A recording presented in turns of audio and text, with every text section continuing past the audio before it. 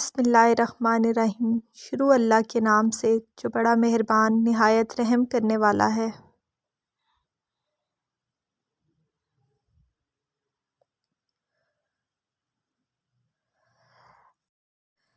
اگر اسلام کی تاریخ کا مطالعہ کیا جائے تو معلوم پڑتا ہے کہ اسلامی تاریخ میں بہت بڑا نام عبداللہ بن زید رحمۃ اللہ علیہ کا ہے۔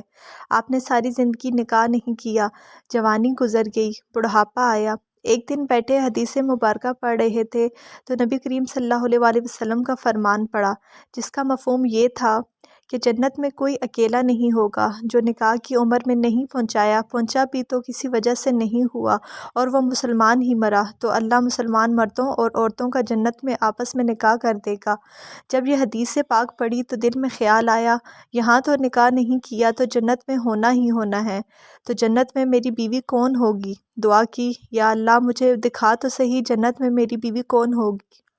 پہلی رات دعا قبول نہیں ہوئی، دوسری رات بھی قبول نہیں ہوئی، لیکن تیسری رات دعا قبول ہوگی۔ خواب میں کیا دیکھتے ہیں کہ ایک عورت ہے، حضرت بلال حبشی کے دیس کی رہنے والی ہے، اور یہ کیا کہتی ہے، میں میمونہ ولید ہوں اور میں بصرہ میں رہتی ہوں۔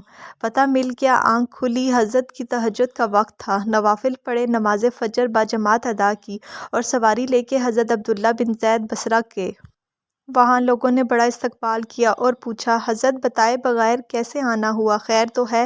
آپ نے پوچھا، یہ تو بتاؤ یہاں کوئی میمونہ ولید رہتی ہے؟ لوگوں نے حیران ہو کر پوچھا، حضرت آپ اتنی دور سے چل کر میمونہ ولید سے ملنے آئے ہیں؟ آپ نے فرمایا، کیوں، اس سے کوئی نہیں مل سکتا کیا؟ حضور وہ تو دیوانی ہے، لوگ اسے پتھر مارتے ہیں۔ حضور نے پوچھا، کیوں مارتے ہیں؟ حضور کام ہی ایسے کرتی ہے، کوئی رو رہا ہو تو اسے دیکھ کر ہنسنے لگتی ہے اور کوئی ہنس رہا ہو تو اسے دیکھ کر رونے لگتی ہے، اور وہ اجرت پہ لوگوں کی بکریاں چراتی ہے۔ آج بھی وہ ہماری بکریاں لے کر جنگل میں گئی ہے، آپ آرام فرمائیں، عصر کے بعد آ جائے گی، آپ مل لیجیے گا۔ حضرت نے فرمایا، عصر کس نے دیکھی ہے؟ وہ اس سمت چلے گئے۔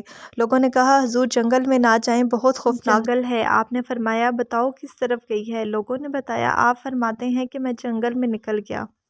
جنگل واقعی خوفناک تھا، جنگلی جانوروں کی بھرمار تھی، قدم قدم پر کوئی نہ کوئی چیز کھڑی تھی۔ آپ فرماتے ہیں، قربان جاؤں اس عورت کی مردانگی پر، وہ اس جنگل میں کس طرح بکریاں چرا رہی ہے۔ شیروں نے اس کی بکریوں کو ابھی تک کھایا نہیں، اتنے درندے ہیں، سارے مل کر حملہ کر دیں تو کیا کرے یہ اکیلی عورت، کس کس کو روکے گی؟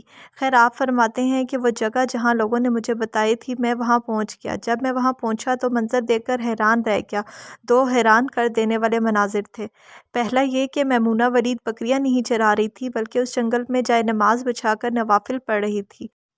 بکریاں چرانا تو بہانہ تھا، یہ تو بہانہ تھا کنارہ کشی کا۔ لوگ یہی سمجھتے تھے کہ میمونہ سارا دن بکریاں چراتی ہے، لیکن میمونہ بکریاں نہیں چرا رہی تھی۔ دوسرا کیا دیکھا کہ میمونہ تو نماز پڑھ رہی ہیں، پھر بکریاں کون چرا رہا ہے؟ آپ فرماتے ہیں، میمونہ نماز پڑھ رہی تھی اور شیر بکریاں چرا رہے تھے۔ بکریاں چر رہی ہیں، شیر ان کے ارد گرد گھوم رہے ہیں، اگر کوئی بکری بھاگتی ہے تو شیر اسے پکڑ کر واپس لے آتا ہے، لیکن کہتا کچھ نہیں ہے۔ آپ فرماتے ہیں، میں حیران و پریشان کھڑا تھا کہ یہ کیسے ہو گیا، یہ شیروں اور بکریوں کی یاری کیسے ہو گئی؟ آپ کہتے ہیں، میں حیران کھڑا ہوں، مجھے نہیں معلوم کہ کب میمونہ نے نماز ختم کر دی اور مجھے مخاطب کر کے کہتی ہیں، اے عبداللہ، ملنے کا وعدہ تو جنت میں تھا۔ آپ یہاں آگے آپ فرماتے ہیں کہ اس میں حیران ہو گیا، اس سے پہلے کبھی ملاقات نہیں ہوئی تو میمونہ کو میرا نام کیسے پتہ چل گیا؟ میں نے میمونہ سے سوال کیا کہ ہم کبھی ملے نہیں، آپ کو میرا نام کیسے پتہ چلا؟ تو جواب ملا، عبداللہ، جس اللہ نے رات کو تجھے میرے بارے میں بتایا ہے، اسی اللہ نے مجھے آپ کے بارے میں بتایا ہے۔ آپ فرماتے ہیں کہ جس چیز نے مجھے سب سے زیادہ حیران کیا وہ یہ تھا کہ یہ فطرت کیسے بدلی۔ میں نے میمونہ سے سوال کیا، اب یہ بتاؤ، یہ شیر بکریوں کو کب سے چرانے لگے اور ان کی یاری کیسے ہو گئی؟ یہ تو غذا ہے ان کی، اگر شیر بکریوں کے ساتھ یاری لگائے گا تو کھائے گا کیا؟ یہ کیا معاملہ ہے؟